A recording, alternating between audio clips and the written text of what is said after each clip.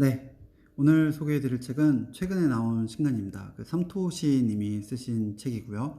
앞으로 5년 집을 사고 팔 타이밍은 정해져 있다입니다.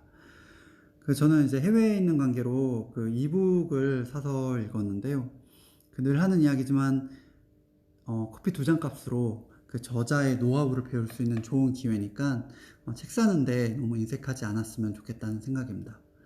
이 책은 크게 두 파트로 나눠져 있고요. 이제 1부에서는 앞으로 이제 부동산 시장 전반에 대해서 전망을 하고 있고요. 그리고 2부로 가면은 그런 전망을 바탕으로 해서 추천하는 아파트 단지를 소개하고 있습니다.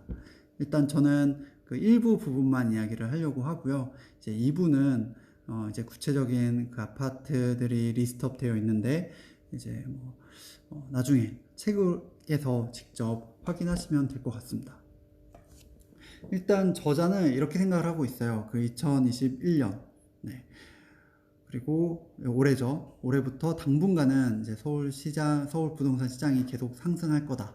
그리고 2023년 그리고 또는 2024년 그 즈음에 이제 서울 가격이 정점에 달할 거다.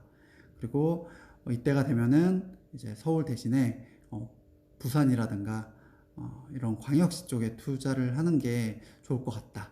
그리고 그 이후에는 이제 중장기 이제 서울 부동산의 하락이 있을 거고 2028년 이후에 다시 한번 이제 서울의 상승이 있을 거다라고 하고 있습니다. 구체적인 내용들을 좀 보면요. 일단 핵심지라는 개념이 나오는데요. 결국은 앞으로 도심이 중요할 거라는 거죠. 인구가 감소하면 감소할수록 이제 도시로 사람들이 몰리고 이 도심의 부동산 가격이 올라가고 그래서 양극화가 더 심해질 거다라는 겁니다. 이건 대부분의 부동산 전문가들이 얘기를 하고 있고 저도 공감을 하는 부분입니다. 그래서 이제 서울은 앞으로도 계속 좋을 거다라는 거고요. 그리고 이제 경기도가 있을 텐데 경기도 같은 경우는 이제 서울이랑 거의 같이 움직이는 지역이기 때문에 이제 서울의 대체제가 되기 힘들다. 그러니까 대체 투자처가 되기 힘들다고 보고 있고요. 그래서 이제 그에 대한 대안으로 6대 광역시 얘기를 하고 있어요.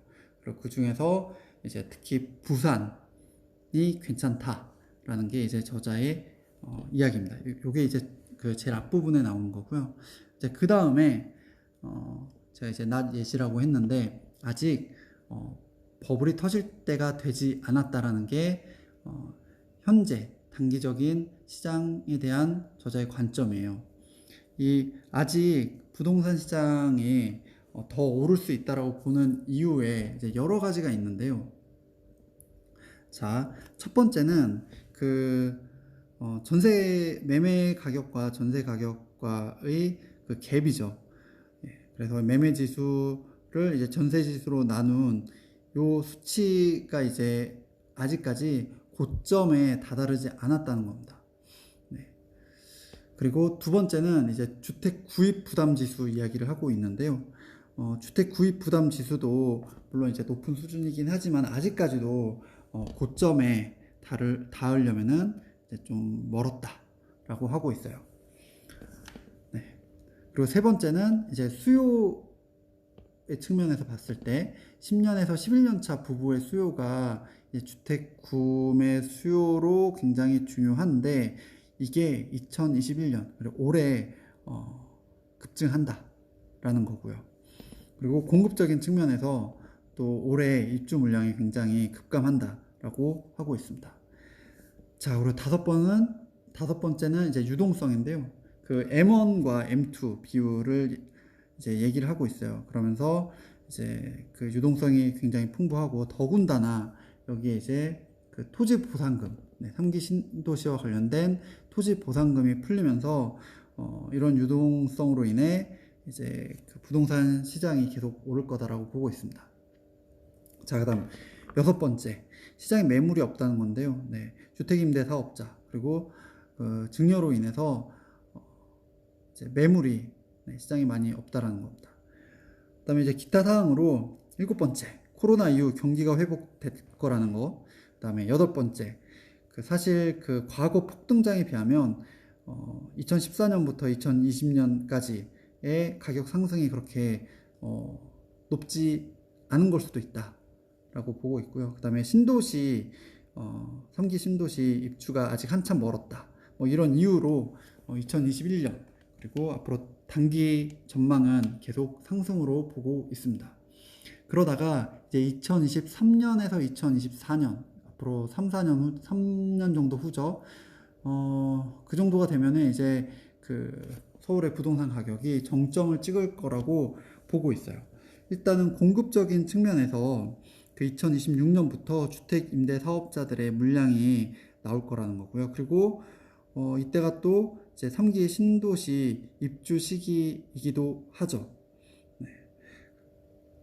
그리고 2023년, 2024년 이때 또 입주 물량이 많다고 합니다. 왜냐하면 그 2017년 그 즈음에 이제 그 주택 정비 사업 인허가 된 것들이 요때 이제 입주를 한다는 거죠. 그리고 앞서도 얘기했지만 이제 수요 측면에서 10년에서 11년 차 부부의 수가 중요한데 그게 이제 2024년부터 감소를 한다고 해요. 네, 더불어서 2024년에는 이제 GTX 신안산선의 개통 효과도 이제 있죠.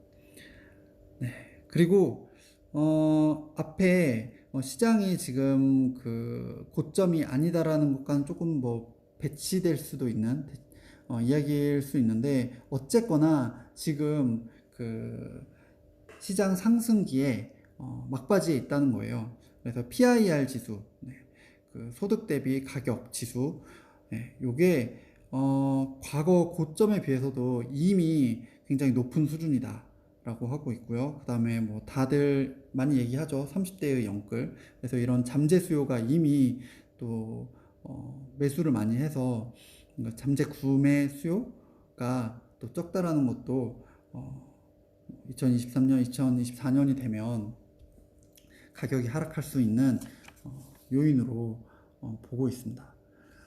네, 그러다가 이제 2023년 이후 2023년, 23년이 되면은 이제 그 고점이 될 텐데, 자, 그러면 이때 우리는 어떻게 해야 되냐?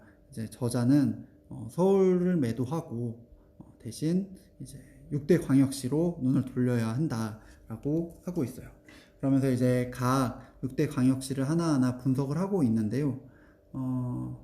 일단 답은 부산이에요. 답은 부산인데 하나씩 좀 보도록 할게요. 이제 부산 같은 경우에는 주택 구입 부담 지수도 낮고 또 2022년 이후에 물량도 감소를 한다고 합니다.